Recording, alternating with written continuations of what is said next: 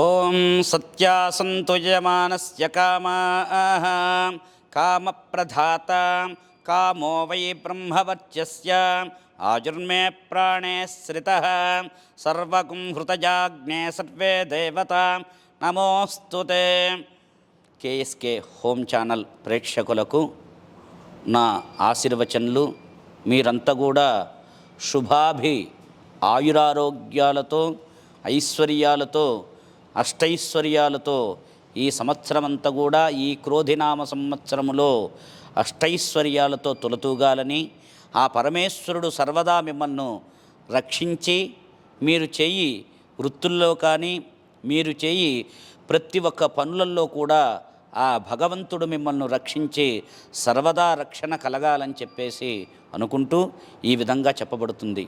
మనం చెప్పబోయే విధం ఏంటంటే, ఈరోజు మనము మిథున రాశి జాతకులకు ఎలా ఉంటుంది, ఈ రాశి జాతకాలకు ఈ రాశి చాలామంది కూడా ఎలా ఉంటుంది అని చెప్పేసి చాలామంది తాపత్రయంగా ఉంటారు. ఈ క్రోధినామ సంవత్సరంలో మిథున రాశి జాతకులు చాలా మధ్యస్థంగా ఉన్నారు. చెప్పాలంటే పర్వాలేదు అని చెప్పవచ్చు, కానీ అలా గొప్పగా అని చెప్పడానికి లేదు. ఈ సంవత్సరంలో మిథున రాశి జాతకులంతా కూడా చాలా చక్కగా భగవంతుణ్ణి ధ్యానం చేస్తూ చక్కగా మనం చేయి పనుల యందు కూడా శుభాశుభ ఫలితములు మనకు కలిగి అష్టైశ్వర్యాలతో ఈ సంవత్సరం అంతా కూడా ఈ క్రోధినామ సంవత్సరంలో మనకు శుభాశుభాలు జరగాలని చెప్పేసి ఆ సర్వేశ్వరుడైన ఉమామహేశ్వరుణ్ణి వేడుకుంటూ నేను ఈ మిథున రాశి గురించి వివరణ చెప్పబడుతున్నది. అందుకని భక్తులకు మీరందరూ కూడా చూసే ప్రేక్షకులంతా కూడా మనము ఎవరం కూడా కాల నిర్ణయంతో మనము బతుకుతున్నాము. జ్యోతిష్యం అంటే ఒక విజ్ఞానం, దీన్ని ఆచరణ చెయ్యాలి. అలా అని చెప్పేసి నా జాతకము బాగుంది, ఈరోజు నేను ఇంట్లోనే కూర్చొని నేను చేస్తాను అనే దానికి లేదు. భగవంతుడి దయ వల్ల మనం 99 పాళ్ళు మనం కష్టపడితే ఒక పాలు భగవంతుడిచ్చే వరం. అందుకని నా ఈరోజు ఈ సంవత్సరంలో నాకు మంచి గోచారరీత్య కానీ మంచి యోగప్రదంగా ఉందని చెప్పేసి ఇంట్లో కూర్చుంటే మనకు జరిగే కాదు. అందుకని జ్యోతిష్యము అనేది ఒక మార్గదర్శకము. ఈ జ్యోతిష్యాన్ని చక్కగా మనకు తప్పులు చేయకుండా మనల్ని ఒక మార్గదర్శకంగా చూపించేదే ఈ జ్యోతిష్యం అని చెప్పి మనకు రాజయోగం ఉంది, మనకు రాజదర్శనం ఉంది. ఇలా మనం చేసినందువల్ల మనకు అత్యంత శుభప్రదంగా ఉంటుంది. మనం ఇంట్లో దుప్పటి కప్పుకొని పడుకుంటే మన కార్యక్రమాలు అవుతాయి అనేది చాలా తప్పు. మనం చేసే పనుల యందు కూడా ఎంత కృషి చేస్తాడో అంత వైభవాతీతంగా జరుగుతుందని చెప్పబడుతుంది. మనం ఇప్పుడు మిథున రాశి గురించి మనము ఈ విధంగా చెప్పుకోగలుగుతున్నాం. ఈ మిథున రాశి జాతకులు వచ్చేసి మృగశిర 3-4 పాదములు, ఆరుద్ర 1-2-3-4 పాదములు, పునర్వసు 1-2 పాదములు ఈ మిథున రాశికి సంబంధించినది. ఈ క్రోధినామ సంవత్సరంలో ఆదాయం 5, వ్యయం 5, రాజ్యపూజ్యం 3, అవమానం 6. ఈ సంవత్సరంలో చూశారు, అవమానము అంటే మనల్ని అవమానిస్తాడని కాదు, మనం చేసే పనుల యందు శ్రద్ధ వహించి చేసినట్లయితే అది కూడా విజయప్రదంగా ఉంటుందని చెప్పేదే అవమానం. అవమానం వచ్చింది, మనకి ఈసారి ఎవరన్నా వచ్చి మనల్ని తిడతారనే మాట చాలా తప్పు. అందుకని అవమానం అంటే మనం చేసే పని యందు కూడా శ్రద్ధ పెట్టి చేసినట్లే అది కూడా విజయప్రదమవుతుంది, రాజ్యపూజ్యమవుతుంది. రాజ్యపూజ్యం అంటే నలుగురు పొగిడే వాళ్ళు ఉంటారు, ఫలాని వాడు ఇలా అని చెప్పేసి పొగిడే వాళ్ళు ఉంటారు. అలా కాకుండా మనము చేసే పని యందు ఒకరిని గౌరవించినట్లయితే మరొకడు ఎదురువాడు కూడా మనం గౌరవిస్తాడు. వాడిని తిట్టినట్లయితే మనని కూడా వాడు తిడతాడు, అదే అగౌరవము. అందుకని మనము ఏదైనా కూడా మీరు చెప్పండి, రెస్పెక్ట్ ఇచ్చి చేసినాలని చెప్పి ఇంగ్లీష్లో చెప్పబడతారు. కానీ మనం ఎప్పుడైతే ఎవరినైతే అభిమానంగా మాట్లాడతామో అత్యంతంగా మనకు శుభప్రదంగా ఉంటుంది. అందుకని ఈ మిథున రాశి జాతకులకు ఈ సంవత్సరంలో రేపు 9/2/2025 నుండి 28/3/2025 వరకు జన్మంలో గురువు ప్రారంభమవుతాడు. ఈ సంవత్సరంలో చెప్పాల్సింది మీడియంగా వీరికి ఈ మిథున రాశి జాతకులకు అనుకున్న విధంగా వారికి విజయం సాధించగలుగుతారు. ప్రతి ఒక్క శ్రద్ధల్లో, వ్యాపారాల్లో కానీ, రాజకీయ నాయకుల్లో కానీ వారు అత్యంత శుభప్రదంగా జరుగుతుంది.